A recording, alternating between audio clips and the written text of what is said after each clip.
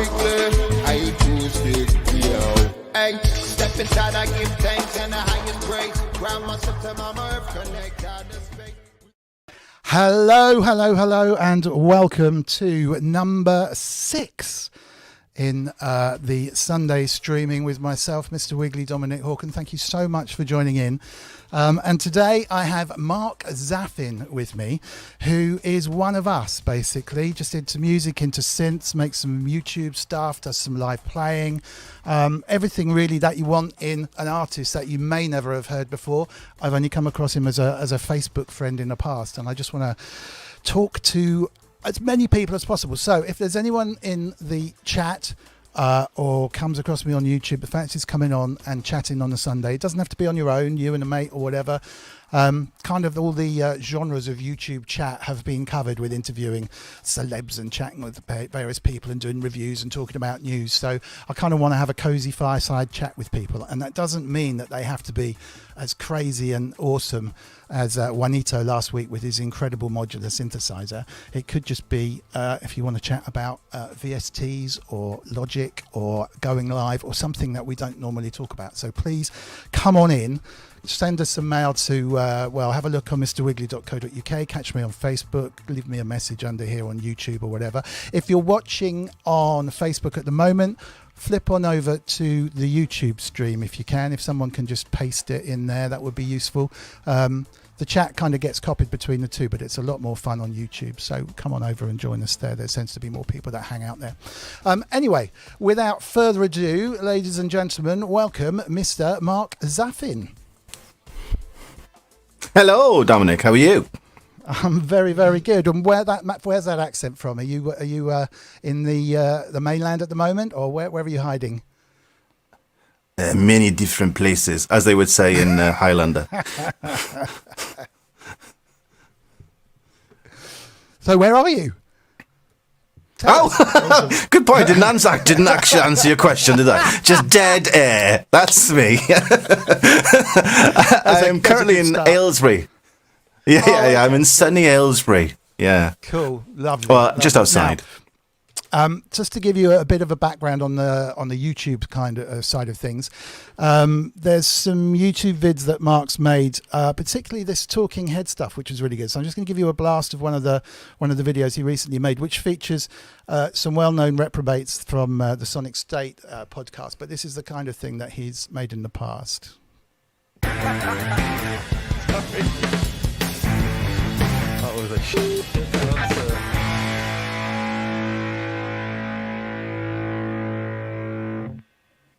Is an artist's image important? Of course. Sadly, it's more important than I'd prefer it to be, really. I mean, it's kind of all about the image. I think it is, and I think it's, some people like to think that they're kind of anti-image, but again, that largely depends on what genre of music they're playing. But even that, the audience has to identify with the individual, so it's got to be real, it's got to be authentic. The old adage of it's not what you know, it's who you know is partly true, but also things like that image has to be right if it's going to connect, if it's really going to go somewhere. If you want to grab a bit of the market, if you want someone to take notice, if you want to have a career, you have to have an image, especially initially. You've got to make yourself stand out from the crowd. Even, if your image is slightly off kilter for that genre, it's still an image per se. And I think that's quite vital. The audience has got to make a connection with you. So what was the upshot? Yes, I guess, from most of those. Yeah, image is important, but it's not important. It was the upshot, pretty much. It's kind of weird the way that stuff works. Carry on. We've got a massive delay actually going on, so I'll just have to work around that. Don't worry, carry on. Oh, that's just how I speak, Dominic.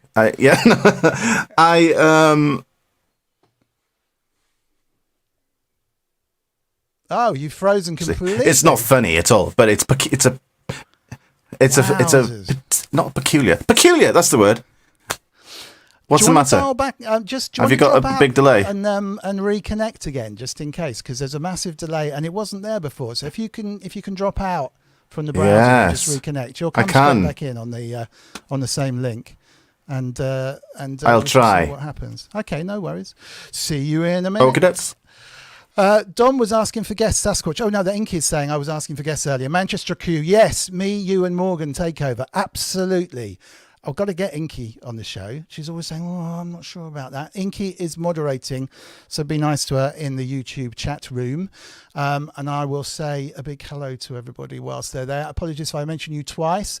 Sentien's in there, the king of the quiz. Martin Taylor, hello. And Keith in Watford is third in. Keith in Watford was normally first in the chat, but basically Martin Taylor got there first. Who else have we got? Sonic Link, hello. Steve Elbows, all the good, cool people. Azio Head. Who else has arrived? Wagyu, hello Wagyu, you're supporting absolutely everyone, which is brilliant. Claire Zaffin, who I presume is related to our special guest, which is awesome. Cress Head's in the chat, thank you very much. Azio Head, apologies if I've missed anyone. And Inky, so just be nice to Inky. Expectaz is there, hello.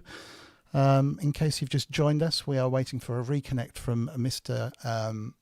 Zaffin.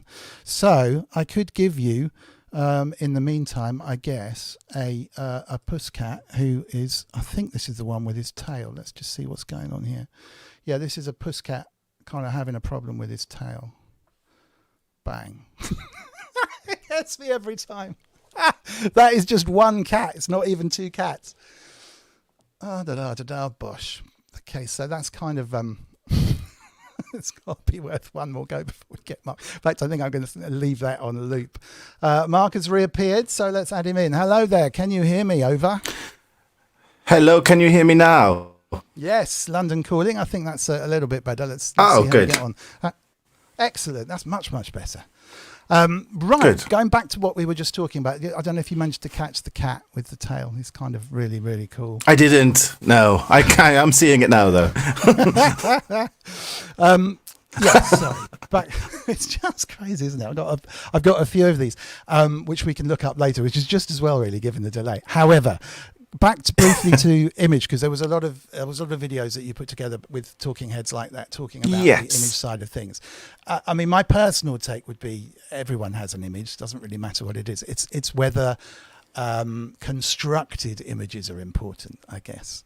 And in pop music, you know what I mean? In pop music, yeah, particularly kind of some of the Eastern pop music bands, and it was back in the day with E17 that we know of, and all the people that I was kind of involved with, image was absolutely vital.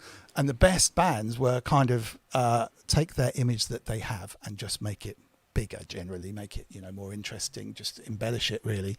I think if you try and stamp an image on someone, doesn't tend to go particularly right, because it might work initially, but that person is pretending to be something that they're not, and it usually ends in tears. Nowadays, I think it's less vital. I think things like, I'm not an X Factor fan, but you see real people, right? And you see people who look completely different to what you might expect, with amazing voices. No one's absolutely beautiful 100% of the time. It's a conflict, really. Instagram kind of pictures make everyone look perfect, but I think from a music perspective, it matters much more or less. I think it matters more to be real, relatable, I suppose. Don't know. What was your take on Well, it's like Dave said. Yeah, it's like Dave said, it's got to be real. It's got to be authentic, which is what Dave said. And I think the uptake is that as long as you're being authentic with your image, and it's not some sort of faux thing that you're tacking on to yourself, you've got to live it. The image has got to be something that you are absolutely true to. Then it's okay. With the Instagram generation, it's difficult because you notice a difference between, for example, musicians. You got the musicians who post things on Instagram and the musicians who post things on YouTube. They're very different. The ones that are on Instagram are dressed up, but the ones on YouTube are kind of, well, this is how I am, and here you go. And it's a little bit more real, I think, on YouTube. Personally, I think. Yeah, I think that sounds right. I mean, it always used to be, and to a certain degree, with the real bands, you're not just buying music, you're buying the whole lifestyle. You're buying into, if you absolutely adore a particular artist or band, you are buying into the whole thing. You kind of want to be in that band, or you want to be associated or with that band or that artist. And it was very, very true back in the 90s and the early 2000s. And is still true today, particularly with live-oriented bands, but less so. And I think it's weird, isn't it? The YouTubers and the Instagrammers, people are buying into that lifestyle, although it's a lot faker than what's really going on. And that's kind of taken over the lifestyle buying in kind of league table. It's just weird. Whereas and music is back to being a little bit more normal, which is no bad thing, to be honest. I think there's a similarity as well with. You can see this on Instagram more, but there's a parity between. We know we buy gear. That's part of the parcel of being into synths. But there is a parity, I think, between image of how you come across as an artist and the image that you have of your studio, for example. There's a lot of that goes on in Instagram land, where people are taking photos of their studio and, I've got this new bit of gear and all that kind of stuff. And it's more a focus on the gear than the music. And I think that is an unfortunate thing as well. Right, which is kind of what we were going to chat about was the initial thing, which was kind of, you said to me, I've got too much gear, what am I going to do? And I said, well, we could talk about it. There's a start. Let's see what happens. But I mean, look, I'm sitting here on YouTube with a bunch of gear as a backdrop. It does get used, but it is a bit, I guess it's a bit naff, isn't it? It's a bit like standing in front of your sports car as a kind of prep, I suppose. Well, not really. It doesn't work unless for you've the girls, got, though, to be honest. unless you've got unlimited space, you're going to have some shot with your gear. I don't think it's quite the same as going specifically to your garage to take a picture of it, with your car. But it's inevitable you're going to see something, aren't you? You're going to. But it's whether it's pose, and also there is an element that you have to do that because.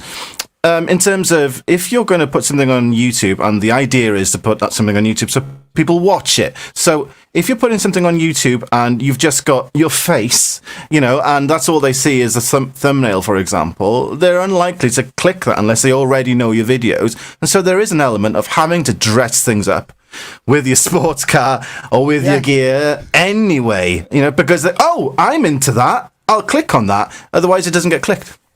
Yeah, absolutely. That makes complete sense. I mean, I started doing a few deluge videos sitting here. If you can imagine a studio, behind me is the back of the studio, isn't there? So I've got my screen and a few bits and pieces, which would be your normal sitting in the studio doing work. So it makes sense to use a computer there. So it just so happens that the lack of room means that you're kind of squishing everything in behind there. But no, you're dead right. You're dead right. I mean, it is authentic. I'm not pretending. The good thing is that I don't think there's anything in sight here that doesn't get used, which doesn't include some of the bits and pieces sitting in the other room, which really should be sold, or which brings us neatly around to you with too much gear. I mean, where have you got to? Tell us a little bit about the kind of music you make, so people understand whether you're a duelist guy or whether you're, what do you do, and therefore what do you need? Go ahead. The music I make, yes, that thing that's supposed to happen.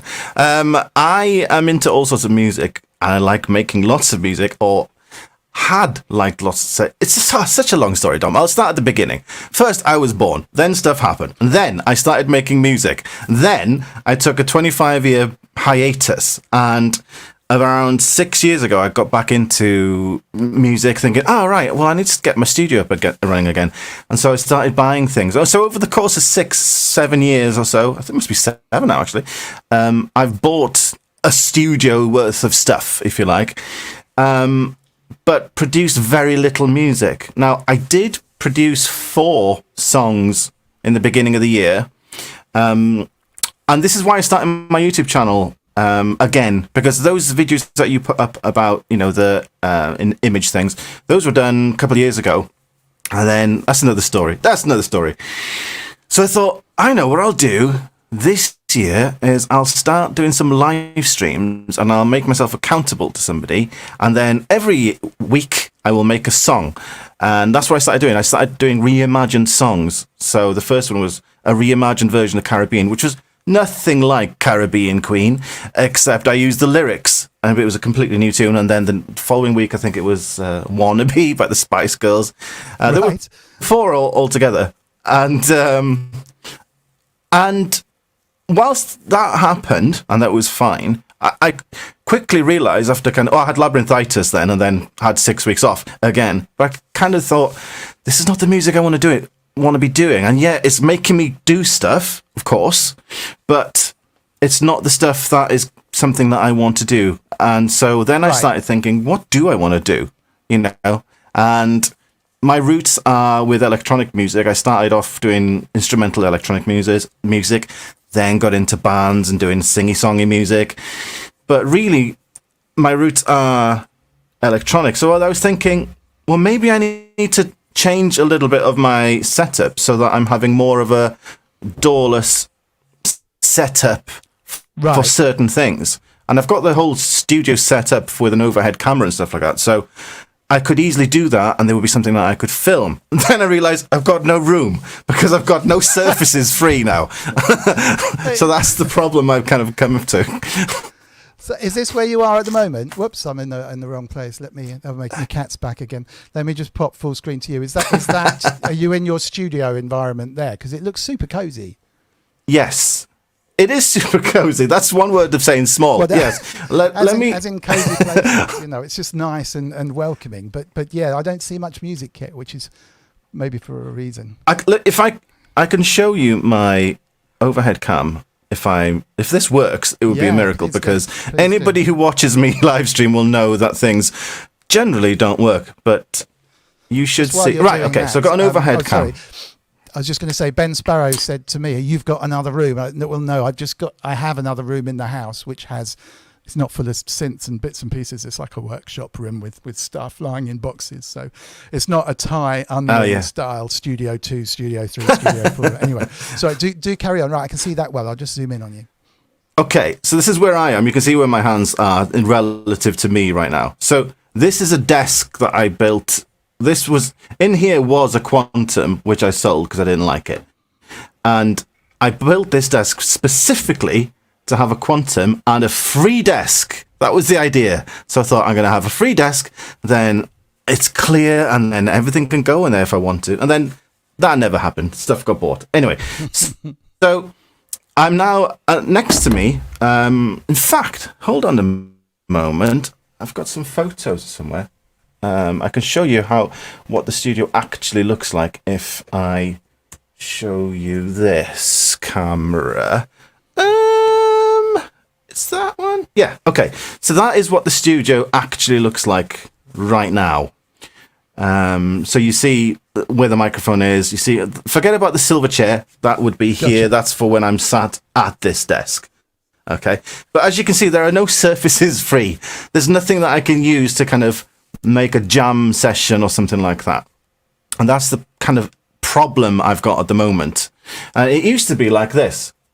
That's how it used to be. I mean, this is how it is now. It's like an L shape, but this is how it used to be. And I was thinking, okay, well, I can use that. I can put a jam session here. That was the idea. I'm thinking, oh yeah, I could do that, and I can access the door. But so is the purpose of this to build the kind of thing that you can do live jamming on YouTube, or are you ultimately back to recording stuff to release, and what's the plan? Yes to all of those things, really. To do both live streams and in the same way I was talking about having an accountability thing where you make a song a week. Yes. And they nearly killed me, because I was doing full-on productions, and I was doing them in 3.5 days because of, school and kids and weekends and all that kind of stuff. So I was up all night most times doing these songs in 3.5 days for Thursday, which is when my live streams are. And and I just thought, I can't do that. It's just killing me.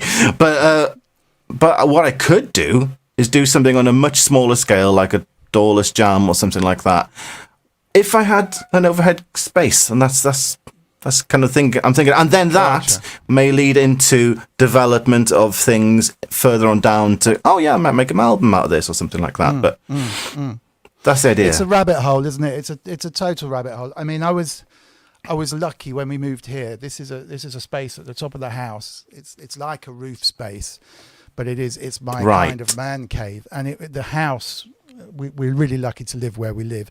It had like a cinema room in here in the top when we bought it, so it was all kind of soundproofed. And behind me, where there's a Rocky poster, there's a drop down cinema screen. Okay, so he was really into watching his movies, the guy that we bought the house from, and so I turned it. There is a sofa behind me, so we can still watch movies, but it makes a perfect recording studio with all the kit up the other end. And my idea was, it's always been to put together something where the recording chain was as best as it possibly could be. So I didn't, and I certainly couldn't afford a great big SSL desk or something huge like that. But if I could record stuff into the computer with no compromise, in inverted commas, then once it's in there, I can mess with it and I can do what I want, and potentially I can mix it without going through an analog console unless I want to. But the idea was, if I can make a stereo or 4 channels of really good input into the computer. So I bought a Burl A to D, which is a really high flying A to D, and I've got a couple of API channel strips. So it's like a mini 2-channel fabulous mixing desk that I can, even if it's a VST or something on the machine, I can route it out through there, do stuff to it and route it back in. Funny enough, which is where the Incinerator came in, because I was often routing things out of the computer back in through some kind of recording mechanism just to give them a bit of oomph. And so the Incinerator came out of one of those. And then after that, everything didn't really matter because it was all in the computer. So what I've got is a lot of sound generating stuff and one rack. I will do a stream actually about how the studio is put together, but one rack of lovely analog stereo input stuff. So there's a nice compressor and there's a nice EQ, and there's a rooster, which is like a valve preamp distortion box and everything. So as long as I don't need to record in surround sound, I'm absolutely golden. I can only record 2 channels at once, but it's through like a pristine thing. That said, even with all the beauty of having all this stuff, I'm so often just doing stuff in Logic or Ableton and not bothering to squirt it out of the machine, because it sounds good. You know, I would do, it depends on what I'm doing, I guess, but making tunes, I should do it really, but it's beginning to sound so good just coming out of the computer, you know. It's just, yeah, well, we're at that stage really, aren't we? yeah, exactly. So do you find yourself, sorry, Karen. Sorry, do you find yourself murking? That's like working, but in a slow way. Do you find yourself murking mainly in the DAW these days then? You don't really use your synths and stuff, or? Yes, actually, I suppose, to be honest. I do use external synths a fair bit. So they're all wired up through a submixer. There's 8 or 9 keyboards, most of which I bought new because I'm getting on a bit. And I've just had with me since they were cool things to own, let alone they became cooler. I took a bit of time out of the music industry for a while, and when I came back, all these synths that I had stored were like, well, there's all these people talking about it, you know, they're vintage and they've suddenly got a new lease of life, including a few that really shouldn't have the reputation that they seem to be gaining, to be honest. But they are all wired up through a really good quality submixer into the input of my computer and MIDI'd. So I can call up a channel on Logic or Ableton, and it's effectively an input from a synth that can come in just the same as dropping a VST or something in there. And that is nice, actually. It does sound better. However, using Omnisphere and using Serum and using Falcon and using the new Obi, the GeForce software, Oberheim, it sounds amazing, honestly. And there's the recallability that you have on them. If you're pulling stuff in externally, you kind of have to print it relatively quickly. And I try and get into the habit of printing everything relatively quickly as well, because it forces you to make a decision. Yeah. But even so, if you're doing something for TV or for film or for something where the client might come back and say, do you know what, that little synth line needs to be, you know, can you make it a bit more resonant or something? And it was, you know, coming out of something over there, that synth's in the corner. It's just not going to happen. So there is that ease of recall, I think, which we've become so totally hooked on. But what's your weapon of choice? If you're going to go out and make a track, what's your process? Well, the tracks that I made before, those 4 reimagined songs, really I had no option but to use Logic because it's just so quick. you can set up your sections of your song. You can, obviously because you can record MIDI and audio all in the same thing, it has its advantages that way. And so what I found was I would record. In fact, the first song I did, the Caribbean Queen one, was entirely done on the Korg Minilog. I thought, I'm just going to use one synth to do all the sounds. So I did all the sounds, including the drums, on the Minilog, and obviously sampled the drums into Logic. But like you were saying, print to audio as soon as possible. So I would record the MIDI, obviously, and it would have it there. Then I would hide it. I would just print it straight away, so I couldn't change it. It was kind of, that's done, right? That section's done. Move on to the next thing. So my process then was Logic. However, and I've had this conversation in my last live stream and my kind of daily vlogs, I can't have the same efficient. What's the word? I don't have the same magic.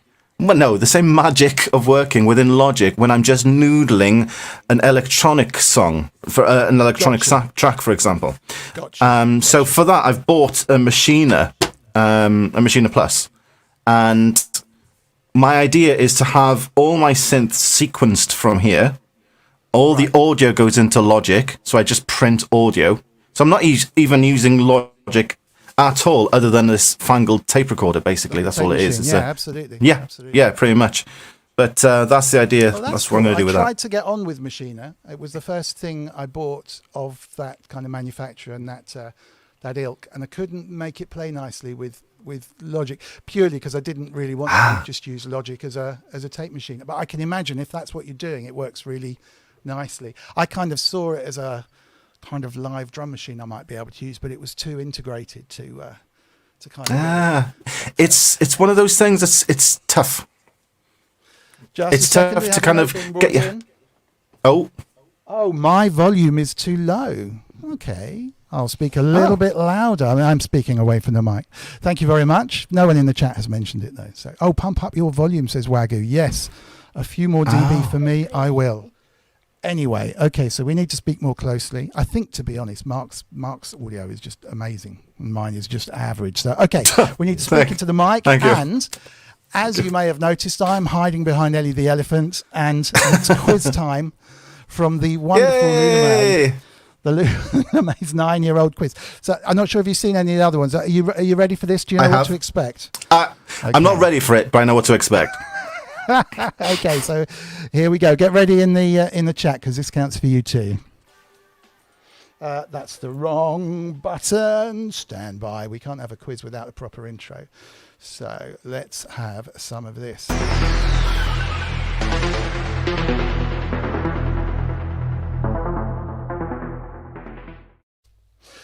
Okay, so we're going to zoom in on Mark. Whoa. Okay, you ready with the first question? Whoa! Hit me. Hello, Puss. So my cat has decided to join the quiz. What is my shoe size? Oh. 3. I got to check that actually. No, not quite close enough. So we open it up to the chat. Ty Unwin's in the chat. Hello, sir. He loves this bit. 5. 6 from Jim. 3.5 from Morgan Juniper. Is that correct? 3.5. 3.5 or 4. Oh. So Morgan Juniper gets it. What is that with 3.5? Sorry. Morgan was first. So I'm sorry, Azio. Morgan at our end was first. Sometimes the chat kind of pushes it into a slightly different order, so I do apologise. Inky said 2. 2. Inky was close. 4.5 from Will. Yeah, okay. Azio Head says he. Yeah, so I think he accepts the fact he was a little bit after. Cool. All right. So we ready for the next one? Ready. What colour is my eyes? Oh, that's not nice. You've taken the screen away. I can't see now. Okay. I'm gonna. I still can't say. I'm going to say blue.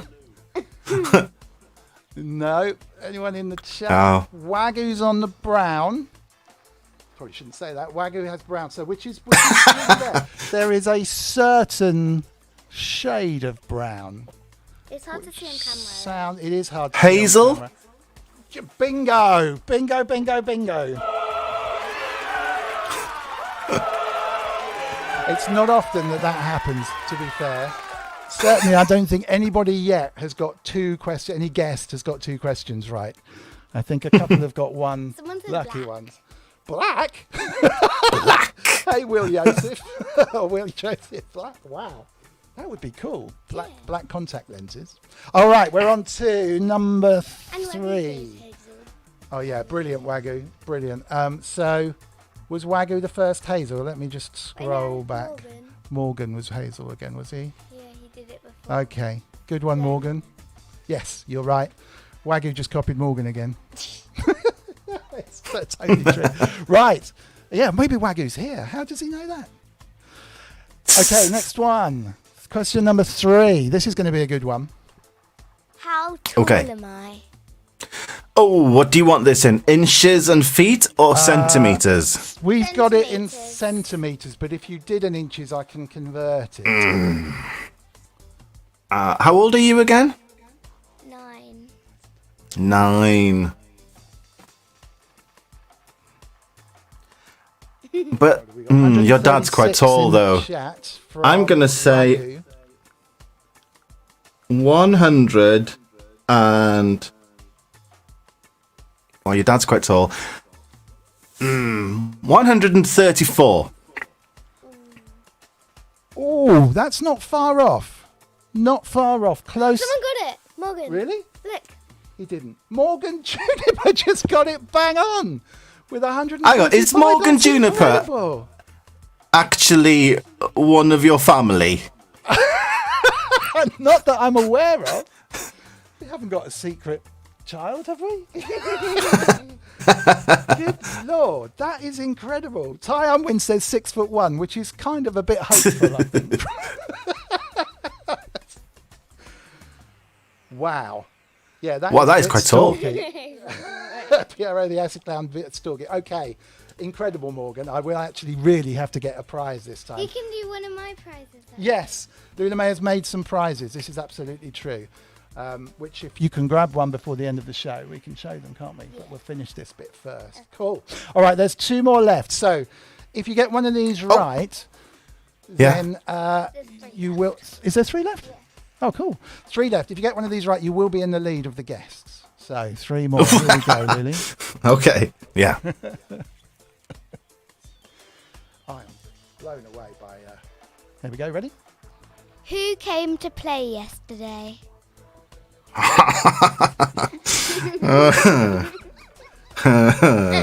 There were 2 people, and there was 1 boy and 1 girl. I guess it's fair enough to give them a clue. Okay. Do I have to name both? Susan. If you name one, I'll give it to you. To be fair, Paul. if that's what are you Okay, putting them off? Or you go, or is that I'm someone in the going to chat? say... I'm going to say that Jack and Alice came to play. Jack and Alice did not come to play. Oh. Do you know a Jack? You do, don't you? No. I know an Alice. We know an Alice. We've got Brian from Will Joseph. This is cool. Sasquatch is just cheating and Poppy saying and her Jamie. best friend. Poppy, I think Inky knows that Poppy's your best friend. Yeah, but She didn't I'll come. give them a clue. Okay, clue time. They're both my cousins. Yeah, that makes it easier. Oh, hold on. Look at Ty. Oh! Ty Unwin just got it right. One of them. What? Archie was the boy. My word. Oh, and wait a second. And Ty just got the second one right with Lily. I'm leaving. Can you see the piece of paper on the... That is unbelievable. Ty Unwin just got both names with the first 2 guesses. What? It's got Archie and Lily. Absolutely gobsmacked. I think that is the first. There's time some we've got that cheating the going on here. You can't see the paper, can you? No, you can't. Right, so it's over here. I certainly can't. Well, Ty, I think he deserves a double hallelujah. And definitely a prize for that. I think there's an applause button as well. Incredible. Well done, Ty. Right, 2 more. You've still got a chance to be top of the leaderboard here, Mark. So let's give it a crack. How old is Frank the cat? Oh, Now I have a picture of Frank the cat as well. okay. Is it a recent one? I think it was his birthday picture This year. this year. So here he is. How did you take that? Oh, he's a young one. Okay, Well, he's so not, he is, actually. He is isn't he? deceptively young in that picture. Absolutely okay. deceptively young. Oh, when did you take that? It was taken. If he's deceptively young, I'm going to say that he's 7 or 8. Ty's on a 14. It's in double figures. No one's got it yet. Oh, is Ty's it? on 14, not far off. 15? 10, Sonic Link has got 15. Close. He is 10, really 11, 12, 13, 14, 15, 16, 17, 18, Yes! 19, 20. old. I'm sure you're allowed to do that, are you? He is 16, but is that cheating? Yes. Yeah, cheating. So we're Wow, that is amazing. He does not look 16. No, it's incredibly kitten-like. 56, someone I think said. it's 86. As the O-head was a bit out with his 86, but I think he should get a runners-up prize with that one. Okay, you got one more go. Okay. Okay, so back with you. Here's the last one. This one might He not might, make yeah, he might get it, you know. but He won't. All right, big one coming up. what colour socks am I wearing? Green, No. pink, blue, yellow.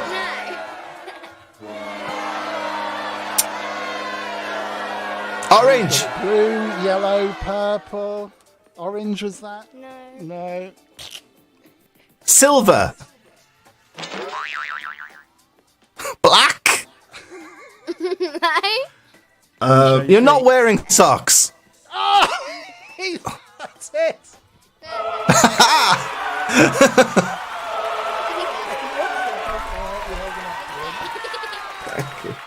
Thank you. Brilliant. Thank you so much. Thank you very Wowzers. much. Let me just get Loullamae back in the picture here because what a quiz. All her own questions. Thank you so much, my darling. That's brilliant. Yeah, if you can bring the prize up, that would be epic. Fabulous. Well done. I mean, you get 2 at least. 2.5 with the cheaty one where you just ruffled off the numbers. It was a trick question, Steve Elbows. This is true. Thank you, Ellie. I am blown away with Ty Unwin, though. How can you absolutely guess out of nothing that Lily and Archie came round to play Yes, yesterday? and Morgan, what's his name? And Morgan Juniper got 4 out of 6. Yes. Yes. Well, Ty, Loullamae's made a little prize, so she's going to bring it up hopefully in a second, and you'll be able to see it. She's made these little things that we want to sell for charity at her school. So yes, you will definitely win. I think you should win some kind of medal, to be honest, some kind of telepathic bendy spoon or something for that. It's just amazing. Wow. Let's see if she's coming straight back, or we'll flip onto another conversation. I'll tell you what, to segue neatly out of that, we can pop back and have a quick look at my favourite Reddit moments. What have we got? Are you claustrophobic at all? It's probably best not to show. I'm not aware of it. Here's yet. here's Iggy Pop with his Cockatoo. I think that's probably a better one.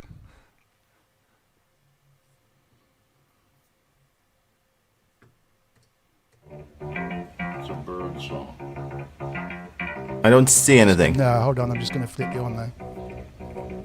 So.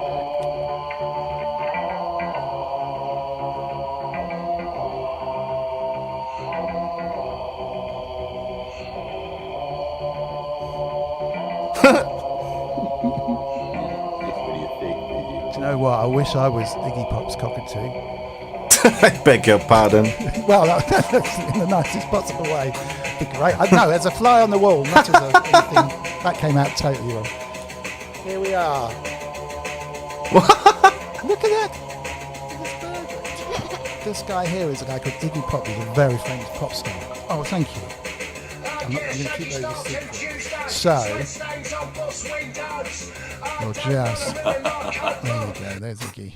He's just awesome. Now, let's... Yeah? You know Morgan? Yes. He got nearly every single one right. Did he? We checked in the chat with your mummy. Nearly everyone. So like 4 or 5 out of 6? Yeah. Well, probably everyone apart from Ty's one. Morgan, you are an absolute genius. And that is a big... I would think competition about getting a restraining order, to be honest with you. Yes. So, Loullamae has made this, which will go out to your prize. I will catch up with you after the thing. And Ty gets one as well. Ooh. And in these little tins, she's designed a little sticker with an L on it for Loullamae. And inside, you have a little set of instructions, which are there, which we printed off, which you probably won't be able to read because the camera only focuses in back here. So don't worry. But basically, there is a balloon in there, isn't there? And inside the balloon are little Orbeez, which, if you don't have young children, they are tiny little plastic rusty-coloured beads that when you put water in them, they swell up to about 10 times their size. Instructions say you fill it up with water and then you tie it, leave it overnight, and you got a stress ball. Exactly that. Exactly that. So make your own stress ball for charity. So you put water in the balloon with the Orbeez, they swell up overnight, tie the knot, and you're there, and you get And your the own. extra money is going to charity. That's right. Can you remember the charity? Goth. Goth, which is Great Ormond Street Children's Hospital, but I don't know what the SH was, but yeah, Great Ormond Street. And yeah, we got an Ellie as well. So there you go. We'll get those out to you. Ty Unwin saying apologies for his bad language. I don't know. I didn't see any bad language. No, that's right, because there wasn't any. YouTube filtered it out. Anyway, that's absolutely fine. And Ty says he said it because Boo, which is his lovely daughter, her friends are called Lily and Archie. Do you remember when he sent a lovely message saying how brilliant you were? I showed you. He looks a bit like me. And he said, oh, you're such a sweet... He sent a message saying... So, well, he did. And so her friends are Lily and Archie. Maybe they're the same Lily and Archie. Wouldn't that be spooky? If they... And how old are they? Because I know the ages. That's true. If you pop in how old they are, that would be useful. They can't be. They can't be. Anyway, okay. Oh, Martin Taylor, my daughter worked at Great Ormond Street. It's a fantastic, amazing place. So we're going to do a little proper fundraiser, I think, aren't we? When you just finished these. Oh, that's too old, isn't it, I think? Archie is 4 and Lily's about 13. Okay. 1 and 10. Okay. 1 and 10. Yeah. Oh, fair enough. They're definitely different. All right. Well, look, thank you very much. We've only got 15 minutes left. We should turn this whole show into your quiz, I think. What do you reckon? Quiz show. The quiz, the Loullamae quiz show. Well, thank you very much. Round of applause. Yay! And that's all it is. All right. Goodbye. I will catch you before you jump into bed, I'm sure. Back to school tomorrow, which is not great. Not great. But there's only 4 weeks of school left until it's summer holidays, which is super great. Right. Back to Mark for a second and away from Iggy's Cockatoo. So, you're very welcome to the quiz, Will. Thank you very much indeed. Oh, and Ty, that's amazing. Thank you so much. That's just a brilliant, brilliant thing to do. I really appreciate that. Honestly, absolutely fantastic to say. Loullamae just came up with this idea and we put it together. And she's only literally just kind of finished the first tin and the stickers. Ty, There's £100. yes. I was just saying from Ty Unwin, £100 towards the charity. Come and say thank you because he's such an amazing guy, Ty. Ty, the amazing guy. Thank you. Brilliant. Absolutely brilliant. Oh. That'll be a lot because then we'll have 102. Yeah, exactly. And we haven't even announced it yet. So we've got the 2 already that we started the whole thing off with, and we haven't even told anyone until now. They're the first people, aren't they? Well done. Oh, thank you, Ty. You are a genius. I am hot because this whole place is like a furnace. It's too noisy. See you in a minute. Take care. Right. That is so kind, Ty. Thank you very much indeed. And I will tell you what to do. And next week we'll do a proper link to a Just Giving page, and I'll actually, show you what the proper things look like and everything. But thank you. It's very, very much appreciated. Right. We have literally 15 minutes left. So I wanted to swing back really, and I guess ask you a little bit about the future. What are you intending to do? Because I think you went through a slight sort of sell the lot reassessment. Well, yeah, I don't know, a kind of reassessment of where you were, right? So, where are you thinking of taking things now? In terms of obviously, it's time for me to move the room around again. That that's part and parcel of owning stuff, isn't it? You've got to.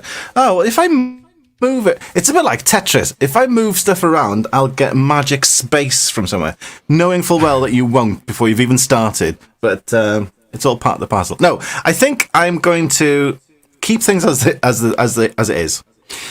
because the other thing that going back to what we talked about earlier about having backdrops and stuff for YouTube videos and stuff. The other thing you've got to consider when you're doing music and you're putting it on YouTube is that you've got to also consider where's the camera going to go. And this shot here, it's the reason that it is here is so that if I wanted to, there's a Pro 2 underneath here, so I can use this as a control keyboard if I'm playing something in Logic or whatever like that. I haven't done, but I could do. And I've got my machiner here, and also I've got my laptop here, which controls all the camera changes. So all this kind of stuff. Oh, that's you. Right. Whoa, hello. And I know. I meant to do this. Hang on a minute. I meant to do that. So I've got my laptop there, but it's too far away. So I've got a trackpad here to control it. So I need somewhere for that. And this is crazy, isn't it? For the way that. the whole thing kind of balances up. I mean, I think I've managed to get away because I've only really got one camera. And I've worked out what buttons to press. I only really started doing a stream like this just to see kind of if I could. I was chatting to Nick back on the last Sonic State about it, saying, he's kind of got muscle memory now, so he almost just doesn't think about what he's doing unless something goes wrong, which happens reasonably often, to be fair. And suddenly you're kind of fighting, something you've forgotten to set up, or the MIDI thing fails, or whatever. But that comes as the more complex the setup is, I guess. But I suppose sometimes you have to decide whether you're making music or video. Ultimately, yes, I'm hoping it'll transition, and that's the plan. Right. Because, like I said, because I took a 25-year time off music, getting back into the swing of things. You can't just hit the ground running, off you go. It's kind of something that you need to get back into. And like I said, those reimagined songs did start me off, but in the wrong direction. And so I'm starting again this time, but using because I do daily vlogs, and the daily vlogs are designed so that I come in the morning after dropping the kids off at school. Usually, come in the morning and I do my daily vlog, and then I stay here, so I'm at least in the studio, which is half the battle, isn't it? Turning up is half the battle. And so those have started helping because I am in the studio all the time. But I think there's a commonality with people who do have too many things, too many choices, and they end up producing nothing. I'm certainly in that camp. I mean, I know I know producers. I haven't worked with a huge amount of producers, but the ones, or like kind of big successful producers, one of whom I worked with was a 9-to-5 guy, which was a complete anathema to me when I was working with him, and I was much younger. And we would turn up to the studio at midday and go home at 4 a.m, and he would turn up at 9, and everyone would pack up at 5:30.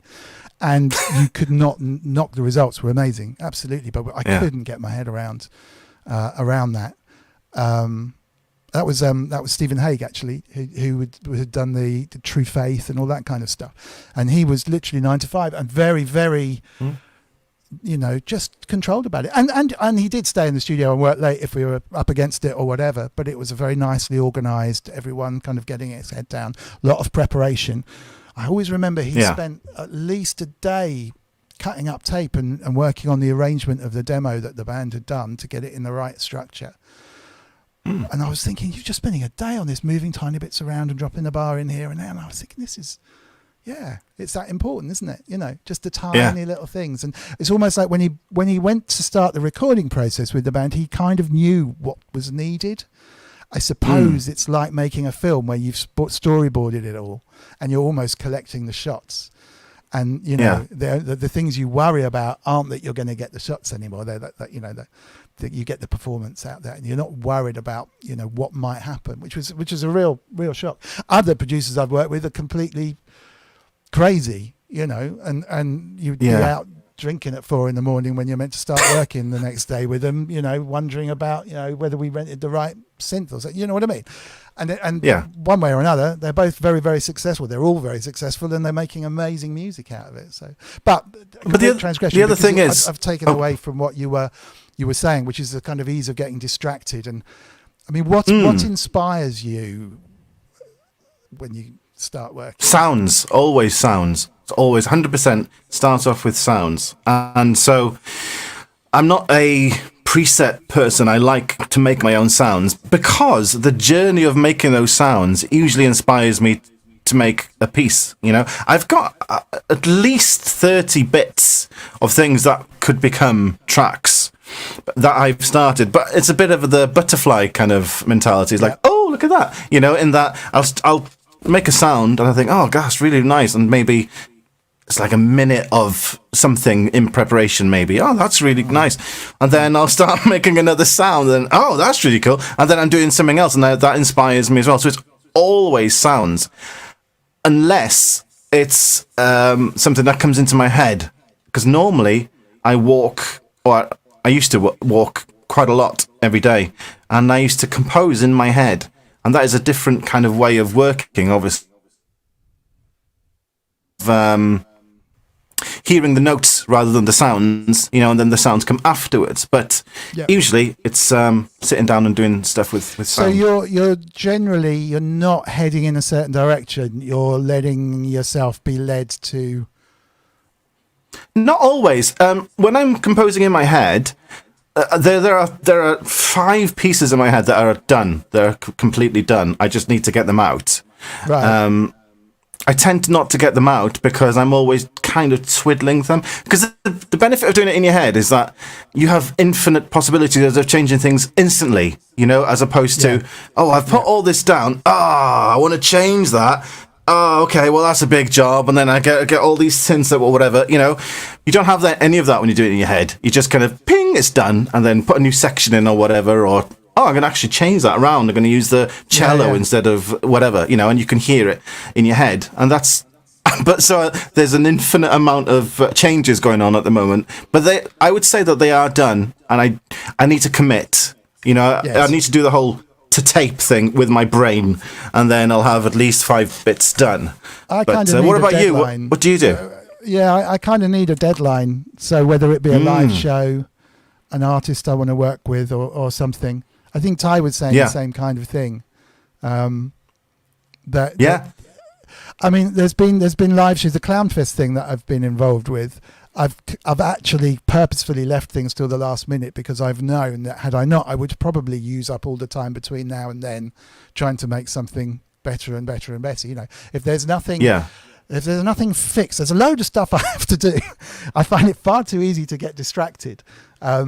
But there's always stuff. But the next deadline is the thing that kind of prompts me to get something done. And I will always be up until late the night before, and I'll always not be quite happy with it. But it'll get there. Well, that's exactly what I was talking about. With those weekly songs, the week was the deadline. The Thursday on the stream, I was going to reveal those songs. And that was the deadline. And it does work. 100% it does work having a deadline. It's just, I just went in the wrong direction with it, And I think giving yourself a week to do it every time is a bit too much, too short of a time, It's kind of hard. I definitely working with people or having to play people's stuff. That's fun. I've always found, even back in the days when you had an A&R guy, the way you hear something when you play it to someone is different from the way you've been hearing it. You could have been working on it all day and listened to it 1,000 times, tweaked it, and then you go, yeah, this is what I've done, and you play it, and it doesn't really matter what they think. The way that you hear it when someone else is listening, you'll go, Yeah. It's fresh ears time almost, you know. And it is good if you're working with an artist or vocalist or another creator with yourself, that you're just messing with stuff and throwing stuff backwards and forwards. You kind of have to up your game. Whereas I find personally, I might settle for second best, thinking I'll come back to that bit, I'm getting stuck, instead of just getting rid of it completely and doing it again or going somewhere else. You know, I'm definitely getting better at it, but it's just it's having the guts to throw stuff away and or just stop spending time on stuff trying to make it better. You know, I used to also had this problem where I would add stuff to a mix rather than make the current sounds better, you know, which is very busy and very exciting. Kind of thinking, oh, that sounds like Trevor Horn because his mixes are really busy. Well, actually, no, you know, all the sounds are there in the right place for a reason. You can't busy your way out of something. But speaking of you creating things, they say, sorry, to carry on. I was just going to say that speaking of you creating things, my daughter, one of her favourite songs is that E17 song that you did, and she absolutely loves it. But we have a debate of what the correct title is. Could you please lay the foundations clean now and tell Aoife that the title of the E17 song is... Well, Aoife, I can accurately say to you now the title of the E17 song is Sleigh Bells. Oh, she'll get a kick out of that. Thank you very much.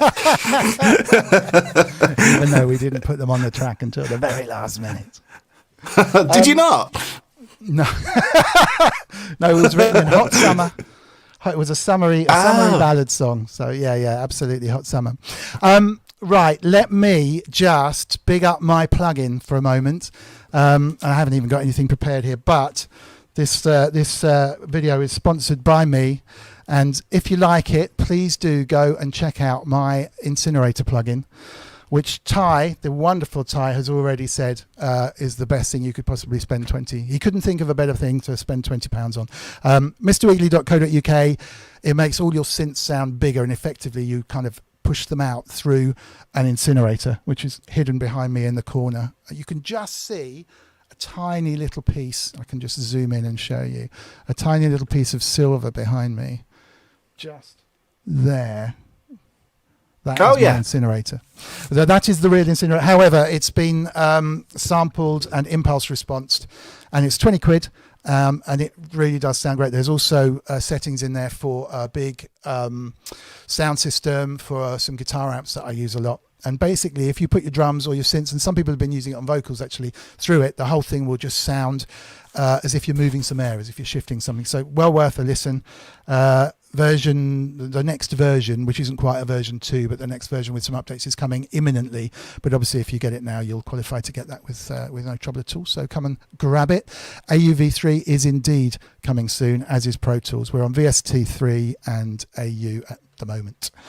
And the other few bits and pieces, I guess it would be quite cool just to have a couple of quick looks at more Reddit stuff, just in case there's anything exciting. I have a lion eating a toilet roll, because that's what cats do. Here he goes. I think this is a lion eating a toilet roll. Our cat demolishing it. Toilet rolls as well. So they are so lion-like sometimes, these things. I don't think there's sound on this. And there is a very kind of warning video. Oh, there's two actually. I'll find. There's a warning video about why not to drive out of a petrol station, leaving the petrol pump in your car. And another one. Oh, I've seen that one. That's really good. Yeah, and why never to sit on a footpath when a dog comes up to you and has a pee. Oh! And the beautiful thing is that he misses. He absolutely misses with the kick, which is just the perfect touch. And you just know that dog knew exactly what he was doing.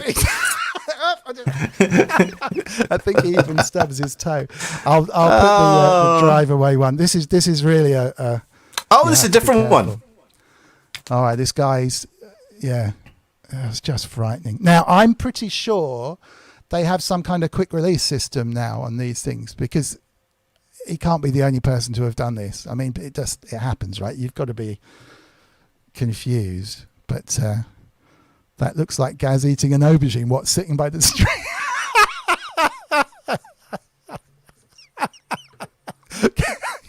That's finished me off. Right, off he goes, as you would, and it doesn't. Oh my unclip God! Or anything. I mean, it is just. Oh my God! I know. Isn't that crazy? I can only assume it's old and in a country where health and safety hasn't come on. Whoa! And I have one last thing. Did you see? It's gone extremely viral this week, but I think it's an Australian radio show talking about nicknames that they got from Lad Bible. I don't know if you've seen it. It's worth a play. Let me do this because it really had me in stitches, this one. I got last tagged one. in Absolute Beauty on Facebook last night, post from Lad Bible, and they were talking about the origins of your nickname. But I'm going to read a few of these out for you. Jay, you haven't seen any of these. I've hidden them from you. My dad had a mate who's got half his ear missing, and his nickname is 18 months because he's only got an ear and a half. Had a boss called Drillbit because he's a small, boring tool. Richard Henderson writes, I worked with a guy who had one big hand and one small hand. He was known as the clock. I knew a fellow whose nickname was Uncle Ben's because he had a cyst removed from his sack. A boil in the bag. Mark O'Brien. Mark O'Brien writes, worked in a factory and there was this guy called Keith there. Took me ages to realise that his real name was Keith, but he had an eye missing.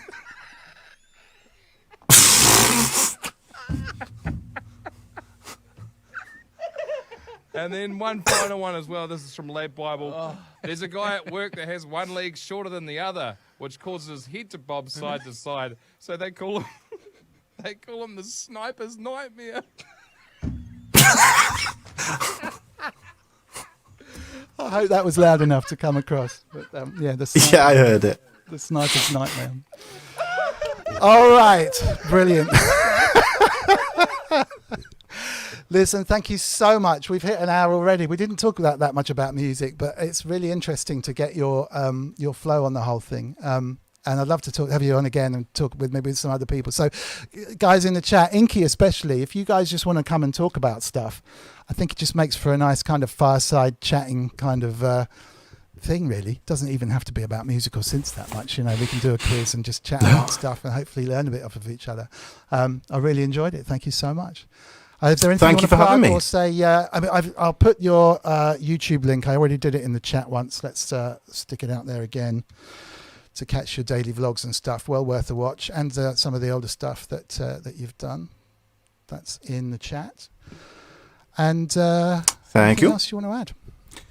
No, I don't think so, Dominic. Like I said, thank you for sorting out that song title argument that we keep having. I might have to put an explanation of that in the underneath the video later. But no, all good, all good. All right. So I will wish you all have a good evening, everybody. I'm sure there's more streaming about to kick off. Ty Unwin, thank you so much for that ridiculously huge and wonderful donation to Great Ormond Street. That's such a wonderful thing for you to do. So thank you very much. And we will launch a proper charity request next week for much smaller donations, which will be perfectly acceptable. But thank you. I really appreciate that. In the meantime, have a good week all. See you next Sunday. I'll try and do another video at some stage this week, pre-recorded about synths or something, which is what I kind of meant to do. But yeah, thanks to you all. Take care. See you again next Sunday. Bye for now. Bye.